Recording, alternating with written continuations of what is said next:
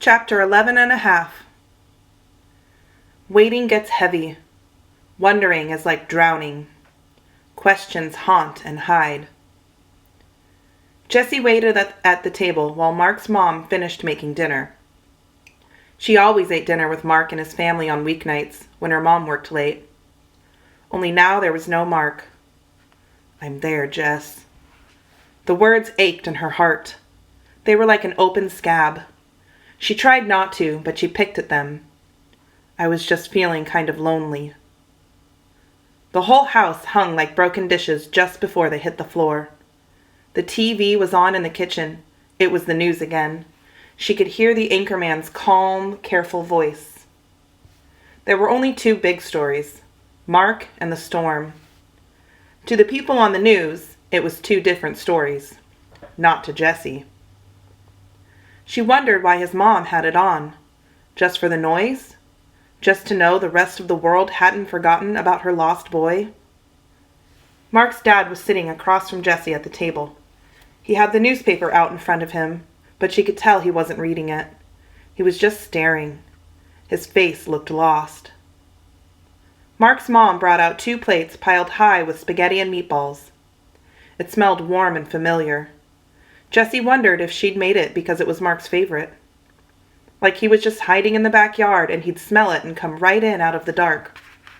Or maybe just because it was the only thing she could try to do for him. Make his favorite dinner. It's what moms do. Mark's dad didn't even look up from the paper he was reading. "You need to eat something," Mark's mom said quietly, squeezing his dad's shoulder with one hand. "I'm just not hungry," he answered, shaking his head. "I told you that." "I know, honey, but you need to eat." He shook his head again and blew out his breath. "I just can't. Not yet." She cocked her hip and lowered her chin. "I'm not leaving till you eat a meatball." His dad glared up at her, but she stabbed a meatball with a fork and popped it in his mouth. His eyebrows kept glaring, but the corners of his mouth smiled as he chewed. Mark's mom patted him on his shoulder and walked back into the kitchen. His dad saw Jessie watching across the table, and he rolled his eyes and winked at her. She smiled back, and they both took a mouthful of spaghetti. She chewed and she thought, and it all came together with the taste of her lost friend's favorite dinner in her mouth. She saw the 4 of them, all connected.